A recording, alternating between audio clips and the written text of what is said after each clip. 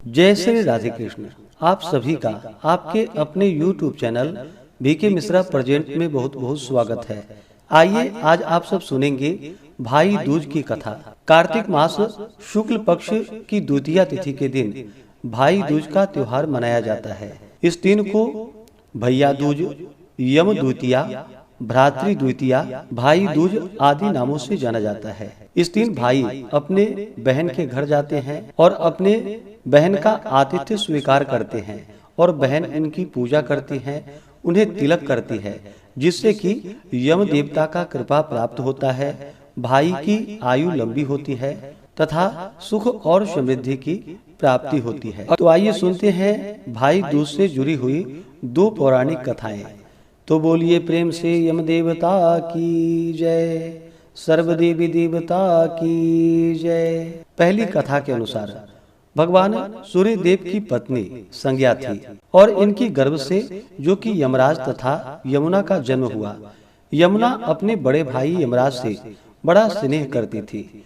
वह उससे बराबर निवेदन करती थी कि वह उसके घर आकर भोजन करे, लेकिन यमराज अपने काम में व्यस्त रहने के कारण यमुना की बात को टाल जाते थे।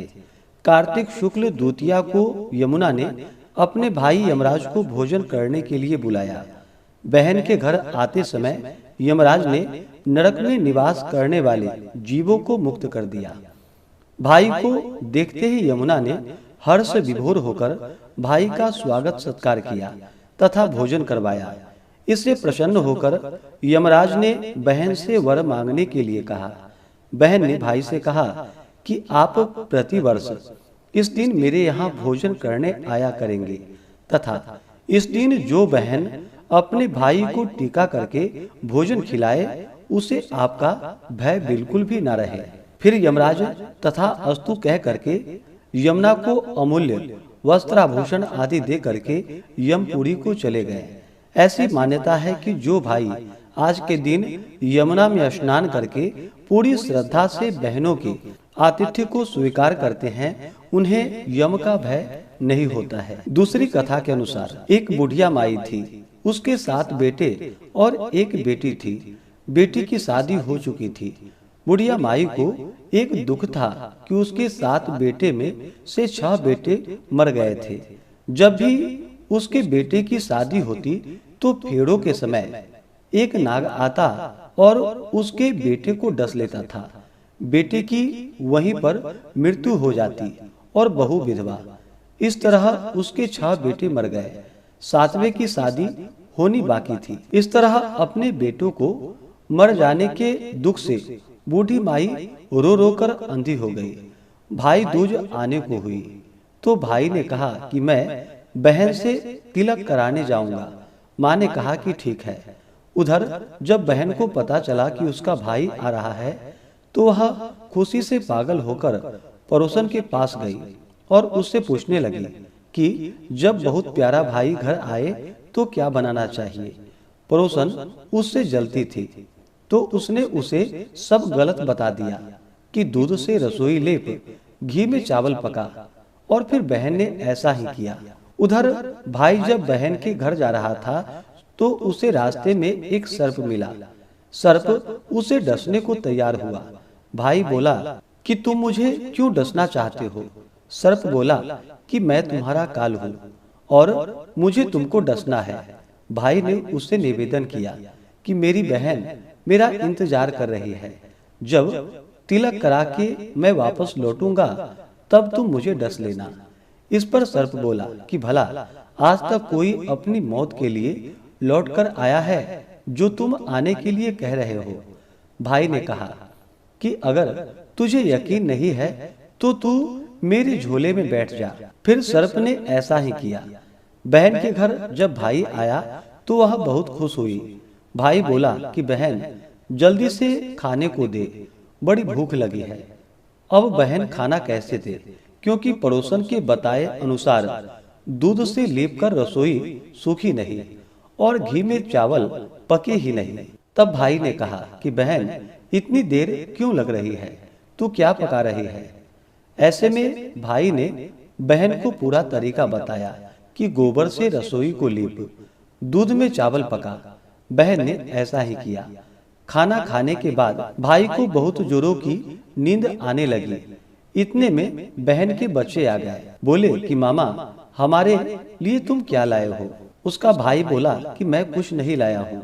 इस पर बच्चे ने मामा का झोला ले लिया और खोलकर देखा तो उसमें सर्प की जगह जो कि हीरे का हार पड़ा हुआ था। अगले दिन भाई बोला कि अब मुझे जाना है, मेरे लिए खाना रख दे। बहन ने उसके लिए लड्डू बना करके एक डब्बे में रख दिए। भाई कुछ दूर जाकर थककर एक पेड़ के नीचे सो गया। उधर बहन के जब बच्चों को भूख लगी तो माँ से कहा कि माँ, खाने को दो। माँ ने कहा कि खाना अभी बनने में देर है। बच्चे बोले कि जो मामा को दिया है वही दे दो। तो वह बोली कि लड्डू बनाने के लिए बाजरा पीसा था, वही बचा पड़ा है, चक्की में जाकर खा लो। बच्चों ने देखा कि चक्की में तो सर्प की हड्डियां पड़ी हुई थी। यही बात माँ को आकर बतलाई। वह पागल सी होकर के भाई के पीछे भागी। सभी से पूछती कि किसी ने मेरे भाई को देखा है, किसी ने मेरे भाई को देखा है। तब एक ने बतलाया कि कोई लेटा तो है पेड़ के नीचे, देख ले। वही तो नहीं। भागी भागी पेड़ के नीचे वह पहुंची, अपने भाई को नींद से उठाया। भैया, कहीं तुमने मेरे लड्डू तो नहीं खाए? कि मैंने नहीं खाया है। तब बहन ने भाई से कहा कि मैं भी घर तक तेरे साथ चलूंगी। कुछ दूर जाने पर उसे एक बुढ़िया मिली जिसने बतलाया कि तेरे भाई पर संकट है, तेरे 6 भाई मर गए हैं और अब 7वें की शादी होने पर यह भी मरेगा। बहन ने बहुत प्रार्थना करके उस बुढ़िया से भाई को बचाने का रास्ता पूछ लिया। भाई के पास आकर बोलने लगी, तू तो जलेगा, कुटेगा, मरेगा। भाई चौंक गया, पर उसे कुछ समझ में नहीं आया। इस तरह दोनों भाई बहन माँ के घर पहुँच गए। थोड़े समय के बाद भाई के लिए सगाई आने लगी। उसकी शादी तय हो गई। जब भाई को सेहरा पहनाने लगे तो वह बोली, इसको क्यों सेहरा बंधेगा? सेहरा तो मैं पहनूंगी, ये तो जलेगा, कटेगा, मरेगा। बहन ने देखा उसमें कलंगी की जगह सांप का बच्चा पड़ा हुआ था। बहन ने उसे निकालकर फेंक दिया। सभी लोग बहन की तारीफ करने लगे। अब जब भाई घोड़ी पर चढ़ने लगा तो बहन फिर से बोली कि घोड़ी पर यह क्यों चढ़ेगा? घोड़ी पर तो मैं चढ़ूंगी, ये तो जलेगा, मरेगा। सबने उसे घोड़ी पर भी बिठा दिया। अब जब बारात चलने को हुई तब बहन बोली कि पहले इस दरवाजे से मैं निकलूंगी, ये तो पीछे के दरवाजे से जाएगा, दरवाजे से तो मैं निकलूंगी। जब वह दरवाजे के नीचे से जा रही थी तो दरवाजा अचानक गिरने लगा। बहन ने उसे भी रोक लिया। ऐसा करते करते फेरों का समय आ गया। जब दुल्हन आई तो उसने दुल्हन के कान में कहा कि अब तक तो मैंने तेरे पति को बचा लिया, अब तू ही अपने पति को और साथ ही अपने मरे हुए जेठों को बचा सकती है। फेरों के समय एक सर्प आया जो वैसे ही दूल्हे को डसने को हुआ। दुल्हन ने उसे एक लोटे में भर करके उसके ऊपर एक प्लेट रखकर उसे बंद कर दिया। थोड़ी देर बाद नागिन लहर लहर करती आई। ऐसे में नागिन अपने पति को वापस मांगने आई तो बहू ने कहा कि पहले मेरे सातों जेठों को जिंदा कर। नागिन ने उसकी बात मान ली और उसने सभी जेठों को जिंदा कर दिया। उधर रो रो कर बुढ़िया का बुरा हाल हो गया था कि अब तो मेरा 7वां बेटा भी बाकी बेटों की तरह मर जाएगा। तब गांव वाले ने उसे बतलाया कि उसके 7 बेटा और बहू आ रही है। इसके बाद सभी ने उसकी बहन की प्रशंसा की। जैसे उस बहन ने अपने भाई की रक्षा की, वैसे भगवान सभी के भाइयों की रक्षा करना। तो बोलिए प्रेम से धर्मराज की जय, यमराज की जय, सर्वदेवी देवता की जय। तो आशा करता हूँ कि यह जानकारी आपको अच्छा लगा हो।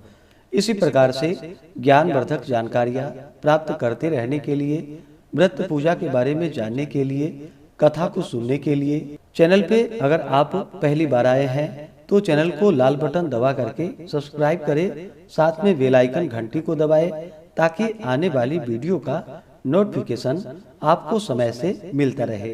वीडियो को लाइक करें, शेयर करें। सुखी रहें और स्वस्थ रहें। जय श्री राधे कृष्ण। धन्यवाद।